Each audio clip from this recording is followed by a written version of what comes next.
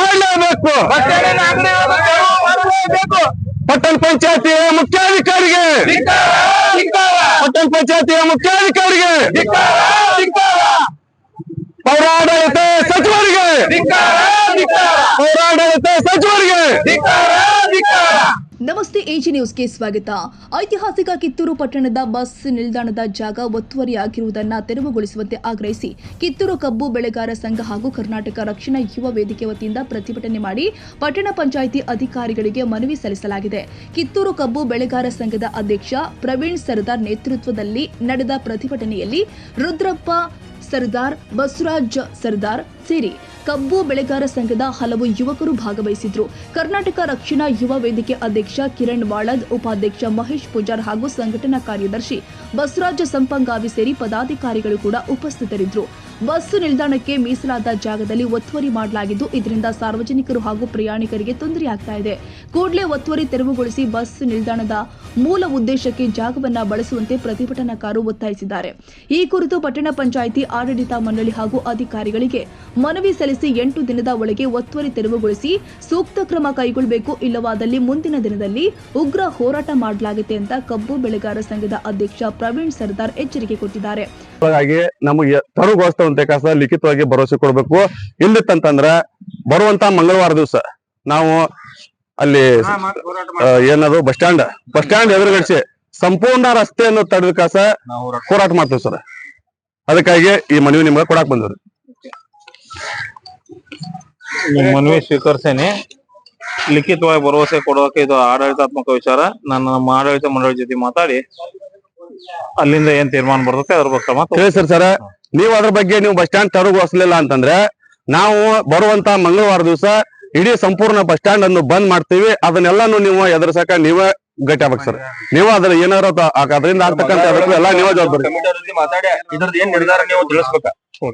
ಮಂಗಳವಾರ ನೀವು ತಿಳಿಸಿಲ್ಲ ಅಂದ್ರೆ ನಾವು ಮುಂದಿನ ಹೋರಾಟ ಮಾಡ್ತೇವೆ. ರಸ್ತೆ ತಡೆ ಮಾಡ್ತೇವಿ. ಆ ಅಂಗಡಿಯನ್ನ ನಾವು ಸಾರ್ವಜನಿಕ ಕಿತ್ತೂರವ್ರ ಕೂಡ ತಿರುವು ಮಾಡ್ತೇವೆ. ನಿಮಗ ಆಗಿಲ್ಲ ಅಂದ್ರೆ ನಾವು ಮಾಡ್ತೇವೆ.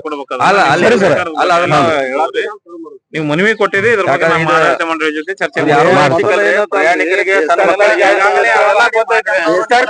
ಬಂದಿರ್ತಿರ ಏನ್ರ 20-30 ವರ್ಷ ಅಂದ್ರೆ ನಮ್ ಬಿಕಾನಾರ್ ಅಪ್ಪಯ್ಯ ಸಾವ್ಕಾರ್ ಇದ್ದಾಗ ಏನಾಗ್ಬಿಡ್ತ್ರಿ, ತೊಂದ್ರೆ ಐತಿ. ಇಲ್ಲ ಬಸ್ ಸ್ಟ್ಯಾಂಡ್ ಆಗ್ಬೇಕಂತ ಹೇಳಿ ಹೋಗಿ ಮುಂಜಾರ್ ಮಾಡ್ಕೊಂಡ್ ಬಂದ್ರಿ ಅದನ್ನ. ಈಗೇನಾಗೈತ್ರಿ, ರೋಡ್ ಮ್ಯಾಲ ಹಿಂಗ್ ಸೈಡ್ ಗಾಡಿ ನಿಂದಿರ್ತಾವ್ರಿ. ಸಾಲಿ ಹುಡುಗರು ಮತ್ತ ಹೆಣ್ಮಕ್ಳು ಆಚೆಗಡೆ ಚಾದ ಅಂಗಡಿ, ಈಚೆಗಡೆ ಬಾರ್ ಅಂಗಡಿಗಳು, ಅದು ಬಸ್ ಸ್ಟ್ಯಾಂಡ್ ಅನ್ನ ಐತ್ರಿ.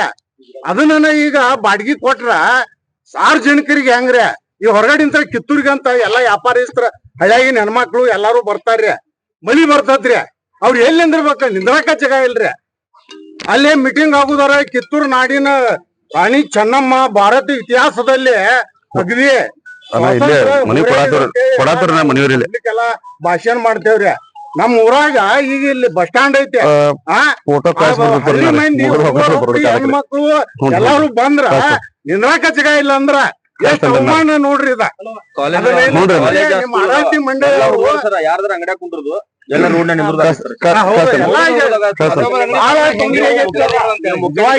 ನಿಮ್ ಕಡೆ ಬಸ್ ಸ್ಟ್ಯಾಂಡ್ ಅಂದ್ರ ಸರ್ಕಾರದವ್ರು ಕೊಟ್ಟಾರ. ಜನರಿಗೆ ಅನುಕೂಲ ಮಾಡ್ರಿ. ಆಡಳಿತಾತ್ಮಕ ನಿರ್ಧಾರನ ನಾನು ಒಬ್ಬನ ತಗೋಕ್ ಬರಲ್ಲ. ನಮ್ಮ ಆಡಳಿತ ಮಂಡಳಿಗೆ ಇಟ್ಟು ಇದ್ರ ಬಗ್ಗೆ ಕಾಂಪ್ಲೆಕ್ಸ್ ಕಟ್ಟುವಾಗ ನೀವು ಆಡಳಿತದವ್ರು ನೀವು ಎಲ್ಲೆಲ್ಲ ಕೇಳಿ ಕಾಂಪ್ಲೆಕ್ಸ್ ಇಟ್ಟಿದ್ರು ಅವನ್ನ ಕಟ್ಟುವಾಗ ಈ ಬಾಡಿ ಕೊಡುವಾಗ ಆಡಳಿತ ಮಂಡಳಿ ಇರ್ಲಿಲ್ಲ, ಬಾಡಿನೂ ಇದಿರ್ಲಿಲ್ಲ. ಅವಾಗ ಗ್ರಾಮ ಪಂಚಾಯತಿ ಇತ್ತು. ಅದನ್ನ ಅವ್ರು ಮಾಡಿದ ನನಗ್ ಗೊತ್ತಿಲ್ಲ. ಪಟ್ಟಣ ಪಂಚಾಯತಿ ಆದ್ರಿಂದ 2-3 ಅಂಗಡಿ ಸರ್. ಪಟ್ಟಣ ಪಂಚಾಯತಿ ಆದ್ರಿಂದ 2-3 ಅಂಗಡಿ ಇದಾರೆ. ಸಾರ್ವಜನಿಕ ಹಿತದೃಷ್ಟಿಯಿಂದಾಗಿ ಪಟ್ಟಣ ಪಂಚಾಯಿತಿ ಅಧಿಕಾರಿಗಳು ಕೂಡಲೇ ಸ್ಥಳ ಪರಿಶೀಲಿಸಿ ಬಸ್ ನಿಲ್ದಾಣದ ಜಾಗವನ್ನು ತೆರವುಗೊಳಿಸುವ ಕ್ರಮ ಕೈಗೊಳ್ಳಬೇಕು ಅಂತ ಪ್ರತಿಭಟನಾಕಾರರು ಆಗ್ರಹ ಮಾಡಿದ್ದಾರೆ.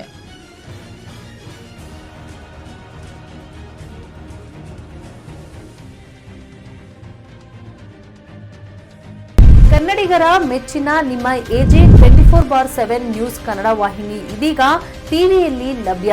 ವೇಳೆ ನೋಟಿಸ್ ಕೊಟ್ಟಿದ್ರೆ ವಾಪಸ್ ತಗೋತೀವಿ. ಇವತ್ತು ವಕ್ಫ್ ಪ್ರಾಪರ್ಟಿ ಅಂತೇಳಿ ಬರ್ತದೆ ಅಂತ ಹೇಳಿದ್ರೆ ರೈತರು ಬೀದಿಗೆ ಬಂದು ಏನ್ ಮಾಡ್ಬೇಕಾಗತ್ತೆ? ಯಾರು ವೋಟ್ ಹಾಕಿಲ್ಲ ಅಂದ್ರೆ ಗ್ಯಾರಂಟಿನೆಲ್ಲ ಸ್ಟಾಪ್ ಮಾಡ್ಬಿಡ್ತೀವಿ.